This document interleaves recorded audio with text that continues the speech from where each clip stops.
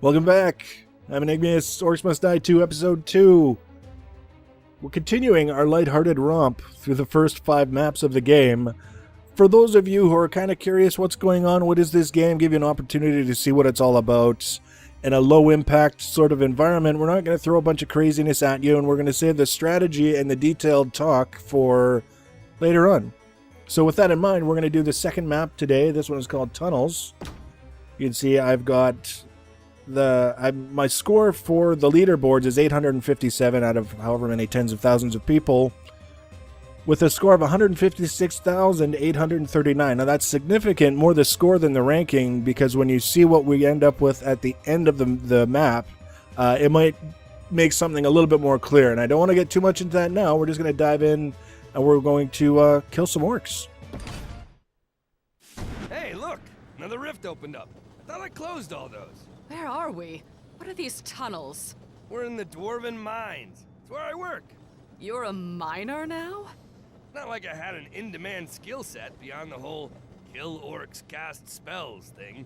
Plus, turns out, people weren't exactly grateful when I shut off the magic juice. So this is actually a pretty small map, as maps can tend to go. It's got 2 rifts on it, and that's sort of the most significant feature. The first map we did, 1 rift, 1 portal that we were defending, pretty straightforward route for the orcs to take. Here we've got 2 rifts producing orcs at some point, and here's our portal down here. So like, small, right? I mean, this is not a big map.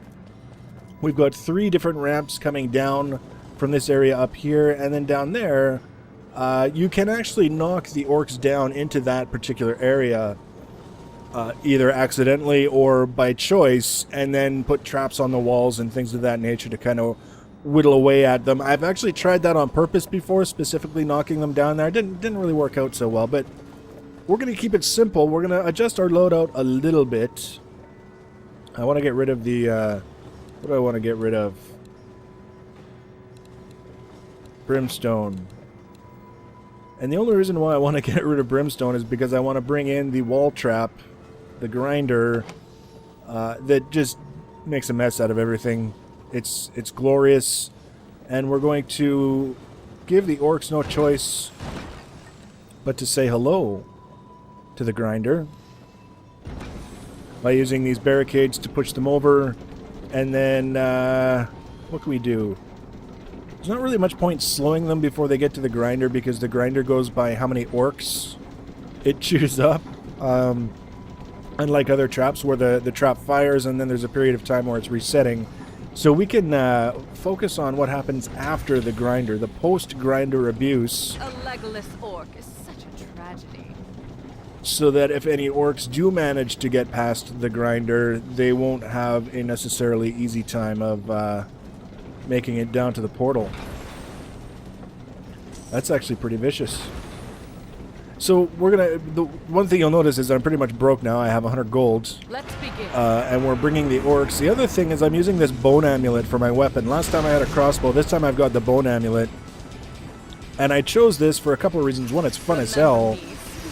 And also it's going to help us illustrate some bits and details about the score when the match is over. So you can see the grinder just sucks the orcs in and kills them.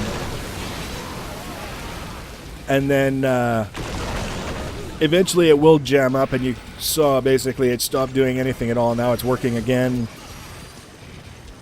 So when it jams up, that's when we're standing here at the ready to finish off any orcs that happen to get by.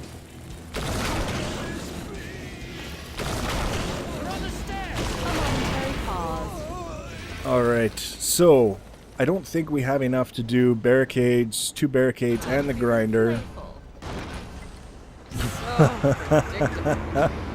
That is awful. 2 barricades and nothing to hurt the orcs at all. So we're going to summon our pal, the Bone Golem. That's the alternate fire, if you will, for the Bone Amulet.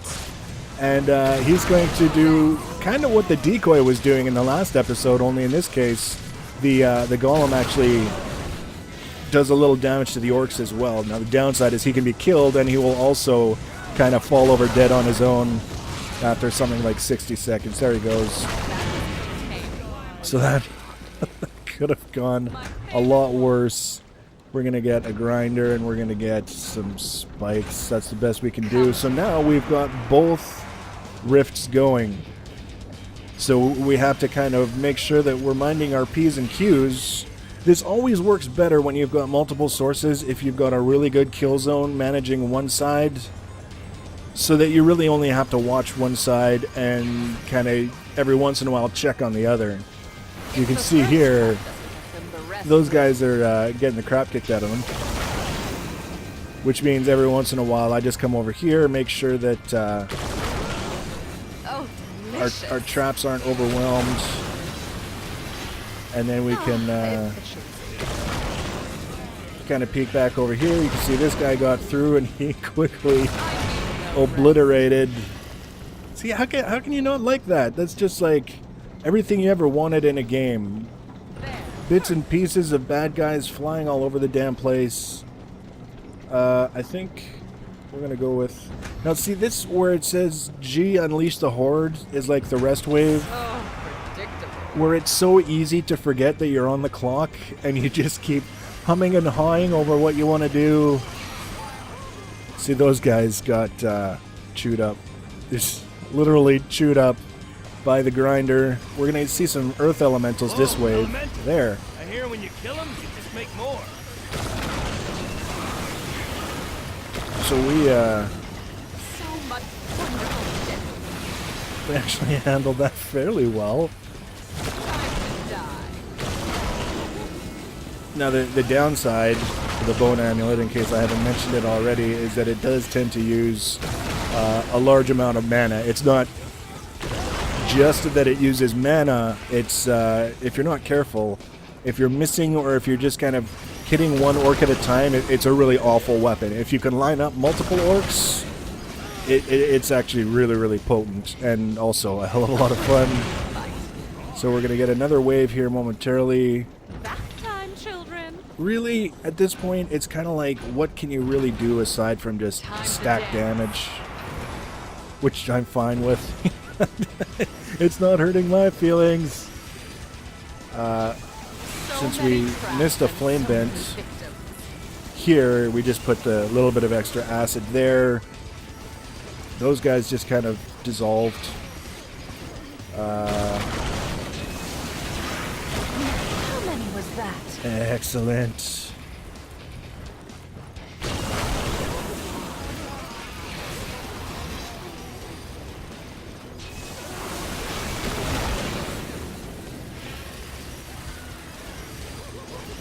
Yeah, the grinders are expensive, but they're worth every gold. If you can set up something like this, they're just they're just too much fun. Oh, I guess I should leave some. There we go. Does she? Yes, 5 skulls. Alright, so that was pretty straightforward. We had 2 different kill zones, which can really help a lot in terms of getting the orcs dead fast. If you're going for a 5 skull victory, and running out of time, if you're going over the par time, in a case like this, it helps to kind of stop and consider how close are the kill zones to the rifts. Because if they're too far away, the orcs spend a lot of time running instead of dying, and that can be problematic. You can see we actually did very well with time. 447 against a part-time of 6 minutes. Nobody got through the rift, which is cool. We did quite a bit of the killing ourselves. If you remember the last episode, I think we got 0 combat kills. This one we did 61. Traps accounted for 119. Time. Biggest combo was not good, 5. I mean, 5 is nothing to be ashamed of, but it's not the kind of thing that's going to push high scores. Biggest kill streak, 14, is not bad. Here's why I chose the Bone Amulet, what I wanted to illustrate. You can see the skull score is 50,000. We got a skull for victory, we got a skull for perfect victory, 5 skulls, and 2 skulls for untouchable, which means we didn't get hit, we didn't take any damage at all throughout the match. That gave us 50,000 extra points out of the 97,169. So just those 3 criteria for winning perfectly and not getting hit accounted for over half of our total score. If we had done this without using any mana whatsoever, we would have got another 3 skulls and another 50,000 points for a total of 100,000 skull score. that's what I wanted to just kind of point out. When we start doing the high score trials, is that's the criteria. Is you can't get hit, you can't use mana, you have to win, and you have to win perfectly. And if you can do all those things, it's 100,000 points. Kind of a big deal. So that's episode 2. I love how these are just nice, compact little episodes. Let me know what you think. Leave your feedback in the comments below. Next episode, we're going to do the 3rd map. All kinds of fun. I hope you're having as much fun as I am. Thanks for watching, guys, and take care.